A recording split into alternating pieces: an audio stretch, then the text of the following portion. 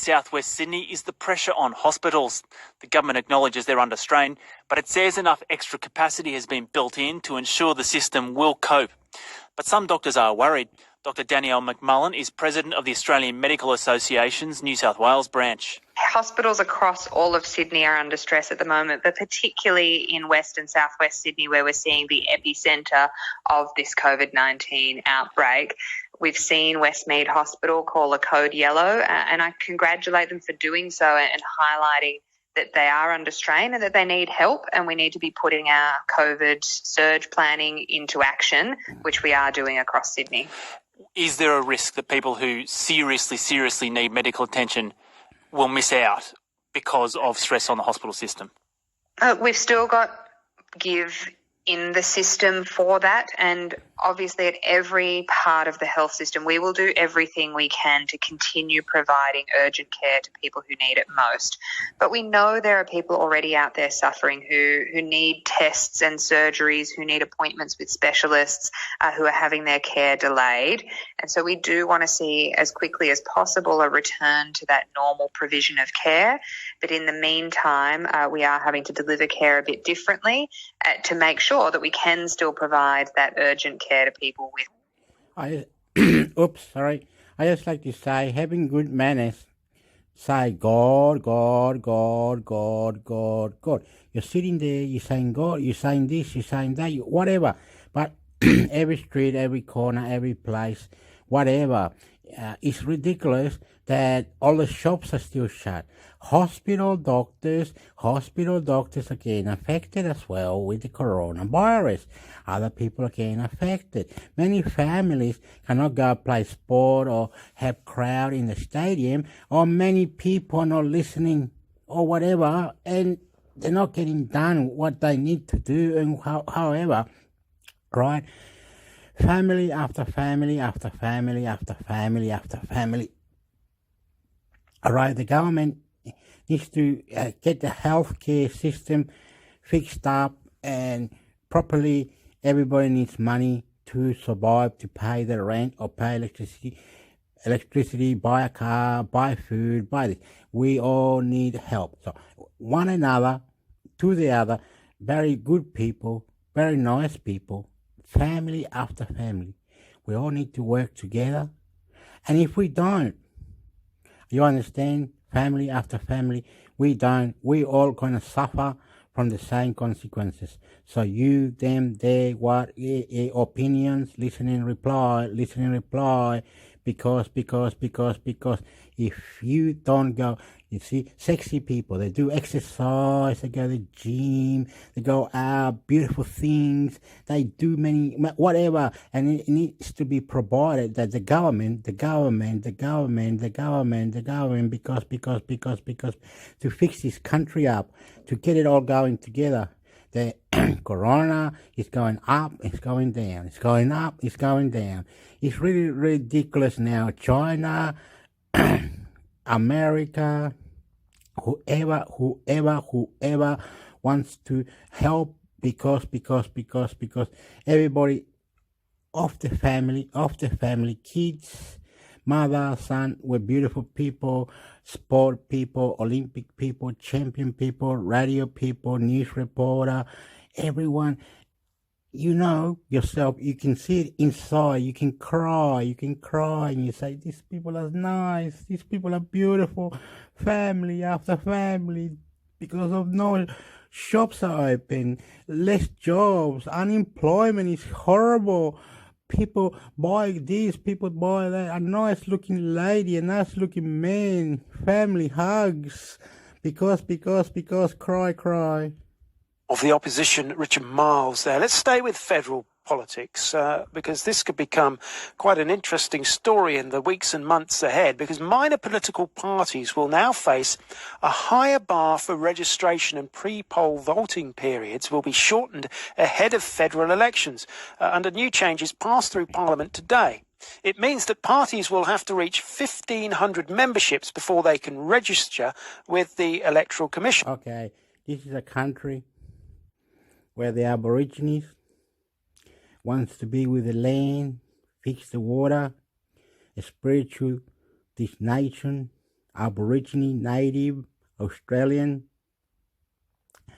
want to be together. But Aborigine Australia are having trouble with the vaccine, and many of them die in police custody.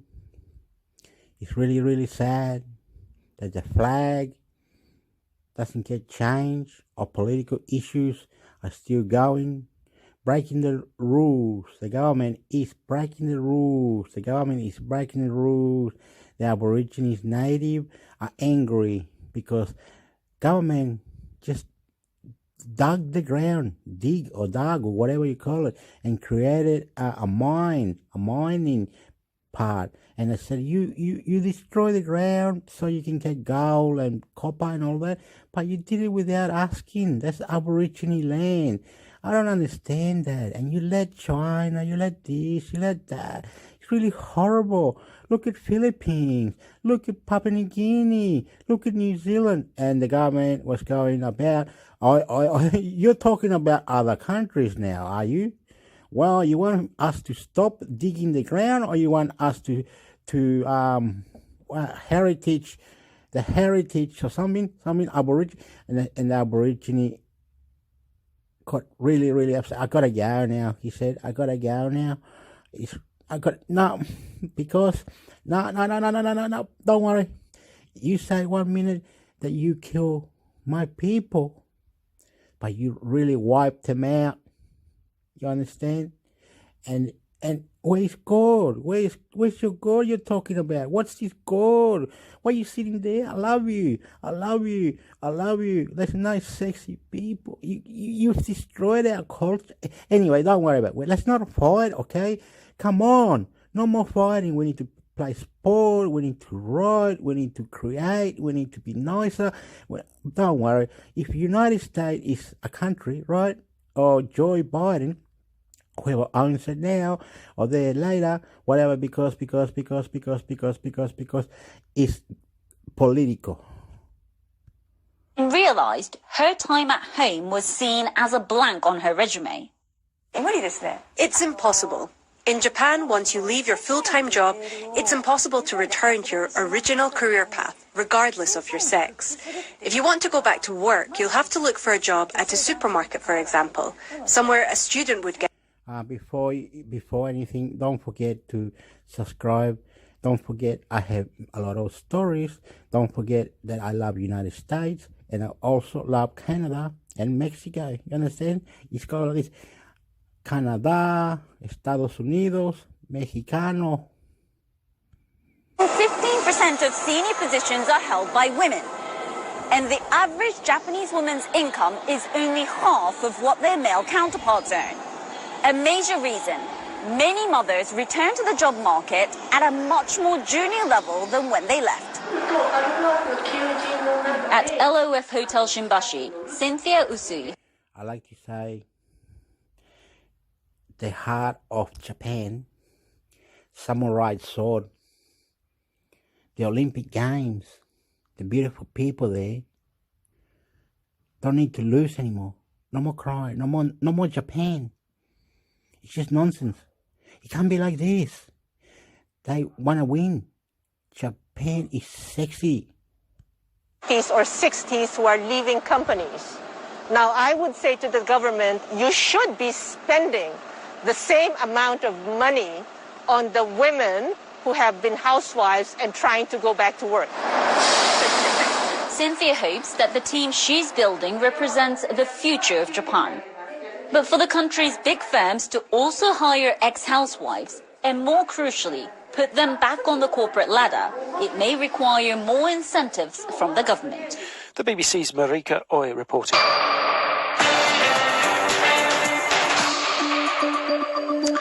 Quarantine has become a new reality for many of you, for foreign workers and for athletes and for anyone else travelling from overseas. But for animals coming into Australia, quarantine requirements have been in place for more than a century.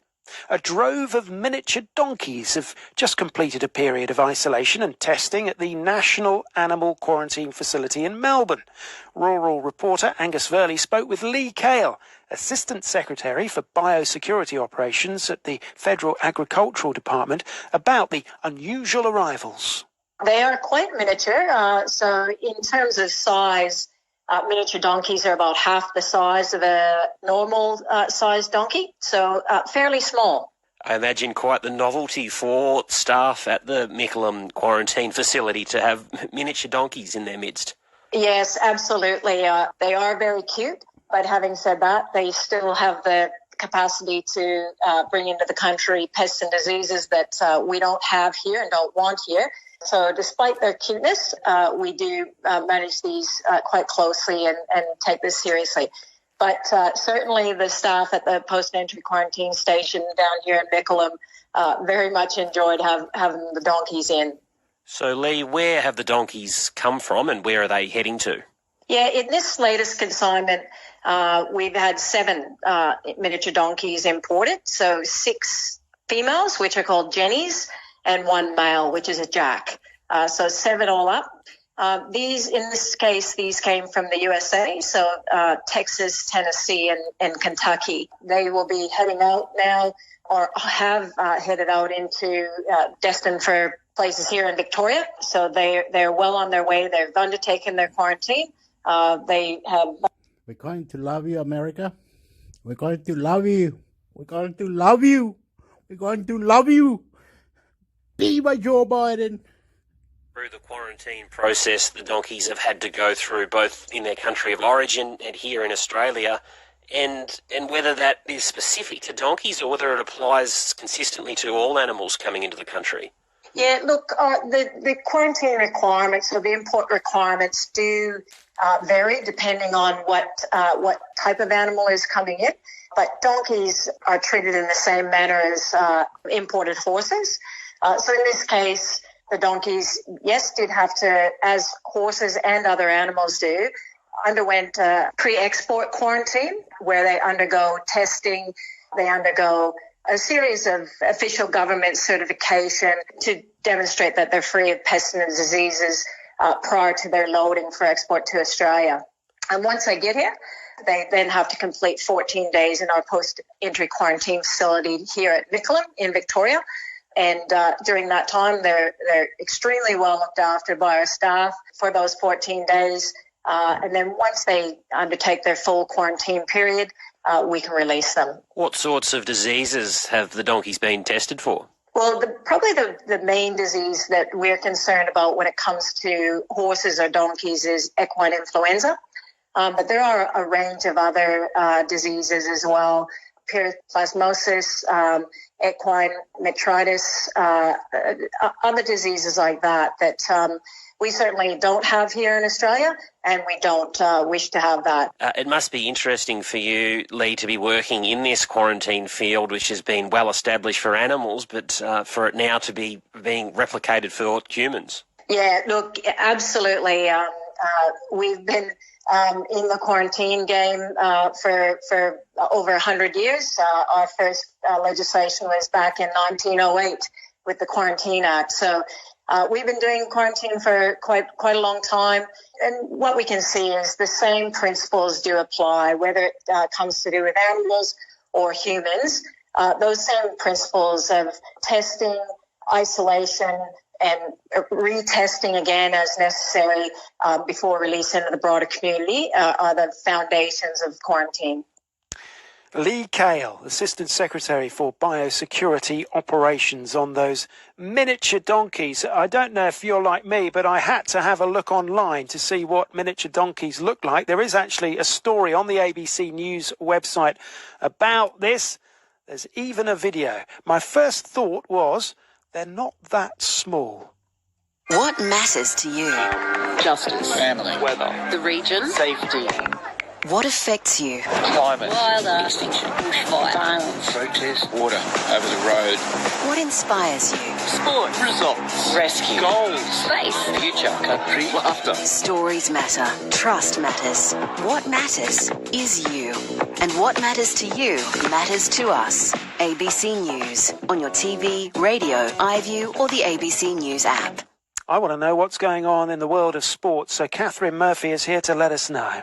Thank you, Chris. Can we talk about miniature donkeys first? Because they have a very important role in horse racing, which you may not have been aware of. Completely unaware. Please let me know.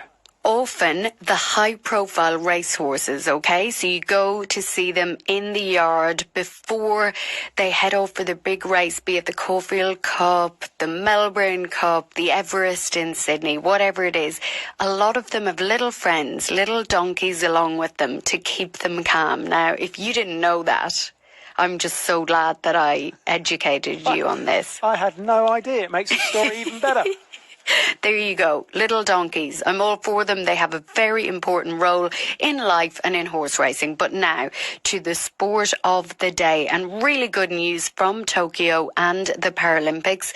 Australia has won its opening match of men's wheelchair basketball. It was a great win for the Rollers. They absolutely dominated Iran right from the start. The result was never in question. They won in the end 81-39. They led at every changeover. Brett Stibners was the top scorer for Australia with 21 points. A really strong start for the Rollers at the Paralympic Games. Now, that good news comes after Australia notched up yet another silver medal. Australian Darren Hicks has won silver in the men's C2 3,000 metres individual pursuit at the Paralympics in Tokyo. Australia has had so much success in cycling at the velodrome. Of course, we had those 2 gold medals yesterday.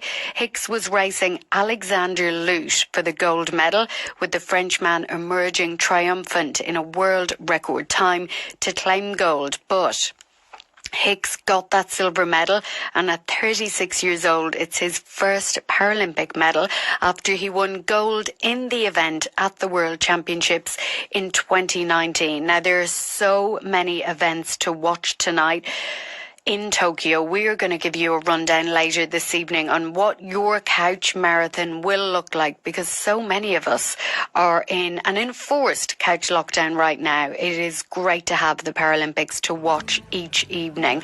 The other big story of the day is the Bledisloe Cup rugby union match between Australia and New Zealand will go ahead in Perth after all. Bledisloe 3 is back on. The match was meant to be played this coming Saturday, that was August 28th, but it was then cancelled when the All Blacks refused to travel last week. Now, they released a statement last week saying they wouldn't get on the flight. They weren't about to go to Perth with all the uncertainty about the Rugby Championship and what fixtures would come after that all-important Bledisloe 3. They didn't travel, but they didn't tell Rugby Australia before they released a statement. And that led to a war of words between New Zealand Rugby and Rugby Australia. They've since made friends, or so we thought, and the remainder of the Rugby Championship, other than that Bledisloe 3, which I will remind you is a dead rubber, to be played in Perth on September 5th, because the Kiwis, of course, have a 2-0 lead and therefore have retained the Bledisloe.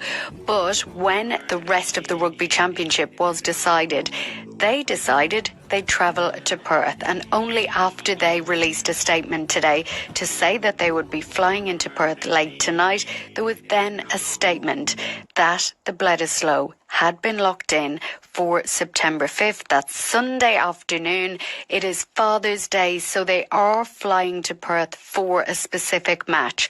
But the real intrigue here is around the media releases. It looks like the All Blacks, Chris, are releasing media releases without the agreement of Rugby Australia. Now, that's just from an outside perspective.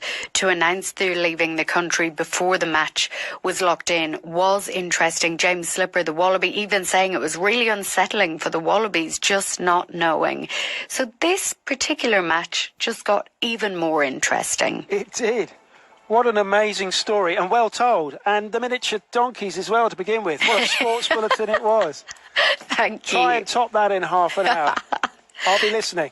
Thank you, Chris. Cheers, Catherine. Catherine Murphy back in half an hour. It's time for me to say goodbye. Laura Chillingarian will be along later to see you through the next few hours here on ABC News Radio and all the news coming out of New South Wales and Victoria as they grapple with those COVID outbreaks. But right now on ABC News Radio, it is time for the news.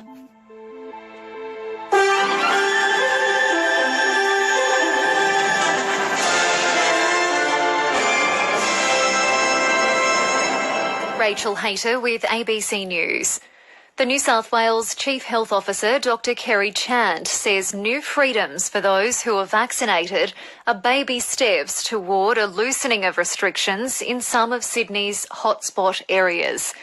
There were 1,029 new COVID cases recorded in the state in the past 24 hours, with around 80% coming from Sydney's west and southwest. From the 13th of September, people in the areas of concern will be able to spend an extra hour of recreation time outdoors if they are vaccinated, while those in other LGAs will be able to gather with others outside in groups of 5. Dr. Chant says it's a small but safe reward. We want to recognise the mental health impacts on the community. By then, in September, the weather will be a nice time and we know that outdoor spaces are less risk. What we're doing is also incentivising vaccination because to avail yourself of this, you have to be vaccinated. Regional Health Minister David Gillespie has defended the vaccine rollout in Indigenous communities, saying hesitancy has been a significant challenge. Just over 6% of the Aboriginal population in Western New South Wales is fully vaccinated, compared to 26% of the region's non-Indigenous population. The region is currently enduring a COVID outbreak. Dr. Gillespie says the vaccine has been rolled out to Indigenous communities as quickly as possible. The premise that it wasn't planned for and that there was a failure of policy, I just dispute. The nature of the rollout has been there's been widespread hesitance. Victorian health authorities still won't say if the state will come out of lockdown as planned next week, as it recorded 80 new COVID cases. Oliver Gordon reports. With just a week until Melbourne's 6th lockdown is scheduled to end, there are more than 800 exposure sites and 80 new local cases. Reporters asked Premier Daniel Andrews about the likelihood of large crowds watching the grand final at the MCG in late September. Oh, look, it's going to be incredibly difficult for us to have major events anytime soon. That's just a fact. But no decision's been made on that, and I'm not here to make any announcements about that. Authorities say the lockdown is working, but remain concerned about mystery cases. They've urged people to get tested as soon as symptoms arise, with reports some have waited more than a week. The British government says large numbers of people hoping to leave Afghanistan remain outside Kabul airport, despite warnings to leave because of the risk of a suicide bombing. Australia, the United States and Britain have told their citizens to leave the area immediately. British Armed Forces Minister James Heappey has warned there's a real threat of an imminent attack and says it's concerning people are still gathering there. The crowds are still very large and that reflects, I think, the desperation that people have, and we would not be sharing the intelligence or the threat that we know of if we didn't think it was credible, imminent and lethal. The government agencies, tour companies and helicopter charter companies facing charges over the Whakaari White Island disaster have all pleaded not guilty. 22 people died from injuries in the volcanic blast in December 2019. WorkSafe New Zealand charged 10 organisations and 3 individuals for failing in their duty of care. Each has now entered not guilty pleas before the Auckland District Court. Women's health advocates have welcomed news surgical abortion will soon be accessible at public hospitals across Tasmania. Currently, women in the state's north have to travel to Hobart for the procedure. Today, the state's health department confirmed surgical terminations would be given higher priority at public hospitals in the north and northwest from the 4th of October. The CEO of Women's Health Tasmania, Jo Flanagan, says it's a significant development for women. It's really important that they can get this service in their own area, but it's also important because of the message it sends. It's saying you're not outcasts or pariahs because you need a sexual and reproductive health service. You're actually just a patient of your local public hospital, and this is a normal service. You are up to date, and you can get more news on our website, abc.net.au/news. You're listening to ABC News Radio.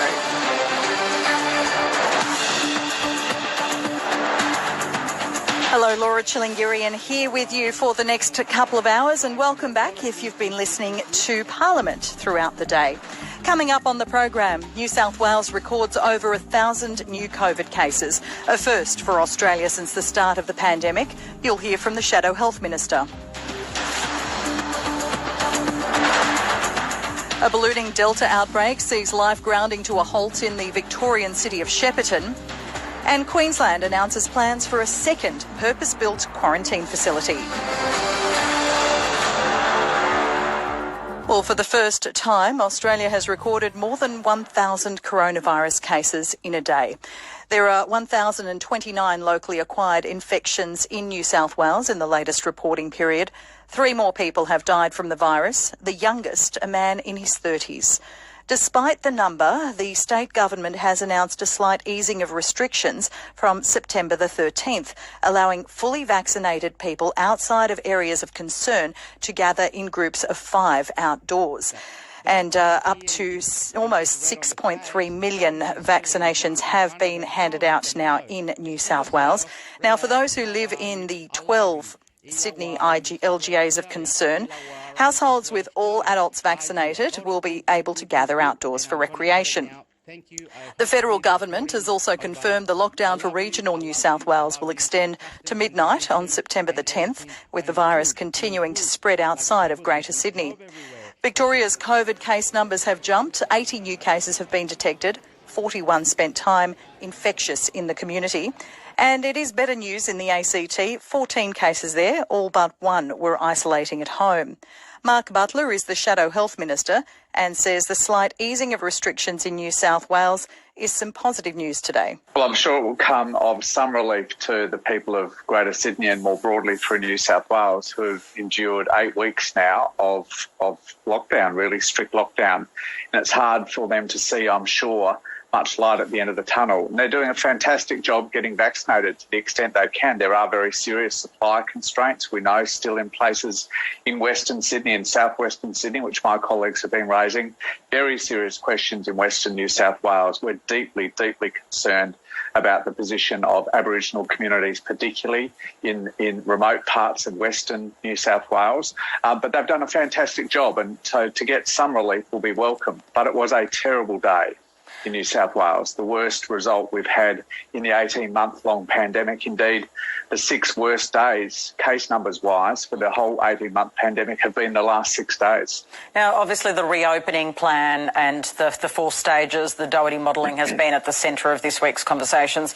Tomorrow, the National Cabinet will meet to discuss the vaccination of teenagers, 12 to 15-year-olds. Do you think they should be incorporated, and do you expect them to be in that kind of broader vaccination program? Oh, well, I've said they must be, and it just doesn't make sense, I'm sure, particularly to parents, to have a national plan to end lockdown safely, but to say 12 to 15-year-olds aren't included within it when they have access to the vaccine. I just don't understand why the Prime Minister wouldn't do this. And if he persists with the position he's adopted over the last couple of days of excluding them from the count for the plan to end lockdown safely, then at the very least he needs to tell parents what percentage of our 12 to 15-year-olds will be fully vaccinated before we move to the next phases in this national plan. We are desperately, again, behind the rest of the world. Canada has fully vaccinated 60% of their 12 to 15-year-olds because they started 3 months ago. The US started 3 months ago. Many European countries and Israel started months ago as well, and yet not one of our 12 to 15-year-olds, 1.2 million of them, are fully vaccinated yet. And we've seen them become the front line in this disastrous third wave, accounting, 0 to 18-year-olds, accounting for as many as 40% of new cases. Okay, we know that the Prime Minister has had a bounce in the polls, because it's widely been interpreted that this message of hope he's sending is one that's resonating because of such a fatigue over lockdowns and such a long pandemic people are enduring. Do you recognise that this message of saying this is where you'll be, this is where we're going, is a reasonable one, and that 70% rate is a reasonable level to come to try and get the country moving again? Well, you get paid to comment on polls, Patricia, not me, but we have said very clearly for some time now, Australians need some light at the end of this very, very dark tunnel. They need a plan to bring lockdowns to an end, safely. And since the National Cabinet came up with this framework, that still requires a bit of work, I think, tomorrow, since they came up with this plan, we've supported it. It had the agreement of all premiers, Labor and Liberal, the chief ministers and the Commonwealth. Of course we support it, but we want to see the way in which it will be done safely. That's why I've said it's critically important that Scott Morrison be able to assure us, all the people of Australia, that the testing, the tracing, the isolation and quarantine systems will be up to scratch, will be fully effective, because we know from the Doherty modelling, if they're only partially effective, and that's what we're seeing right now in Sydney, if they're only partially effective, we will... Okay, I will stop this now. My phone battery power is saying free. It's like it's gonna cut out any second now. Anyway, in Australia, if you're in another country, like China, whatever, we still love you, China, but we have to understand that it's going down very badly here because ACT, Australia Capital Territory, Canberra, it's called Canberra, it's got coronavirus cases there, and it's naughty, right? In other places, towns and places where you go fishing, running, bush track, walk about. I'm about to cry. I'm about to cry. I don't know why. I hate this. Anyway, everywhere where there's beautiful people doing bush track, animals, koala, snakes, caves, water coming down the mountainside or like cascade or whatever. Beautiful surrounding, beautiful places, beautiful rivers, beautiful mountains, beautiful ocean, beautiful, where you can take a photo, where you can go to the Opera House, Harbour Bridge in Sydney, where you can go to the ocean, where you can see beautiful things, where the Aborigines, Papua New Guinean, New Zealand, Filipino, Indonesian, China, multicultural and very sexy people. You understand? Family after family after family.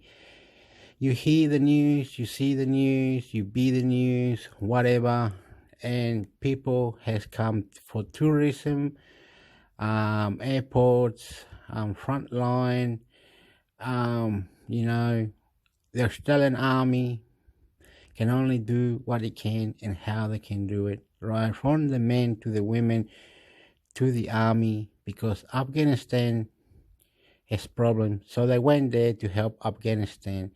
And many other places we need to. Okay, at the end of the year, might have restricted this coronavirus. By now, by then, by later, any opinion, family opinion, political opinion, our Prime Minister of Australia is called Scott Morris. I'm Hector el Chileno. I'm Chilean and I live here in Australia and I love it, but we need to work together in a way that we all need to be vaccinated, right? If vaccinated means to get the vaccine and all that, can the vaccine kill the virus and then go home everybody infected, is it? I don't understand it. Why we die, where we go, on the name of God, right? They say an animal is called platypus. Google it. Platypus. It's got a beak in front, a really big one, and it's really, look, my battery is really now on to. I really need to stop now. Anyway, anything you need, anything you want, it's all in your heart to believe. And if you don't believe, like China, America, whoever it is, political, family related, or whatever, I love you. My phone now is saying one, and I'm better go. Opinion. I will the champion. I will the champion. Mental health. I will be the champion. New South Wales, Australia. I live in Illawarra, Australia. My mum lives in Canberra, capital.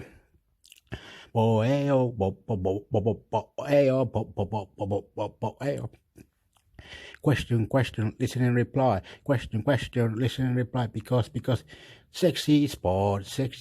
Okay, we'll write a book one day. We'll write a story. We'll do something. We'll create something. We'll make it. We'll do it. Everything that you think of is on your mind. It's on my mind. We will go there. California, Washington, London, England, here we go, we come. We are people, sexy, love you.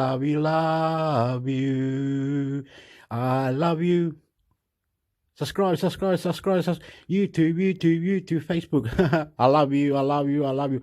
Family related working social workers. Family related family, because leave your story, leave your opinion. If you ever listen to this, you will say, how wonderful. Germany, I can go Germany, I can go Hungary, London, China, India, Ecuador, Chile, Estados Unidos. We can go all the places. We are the champion. We are the champion.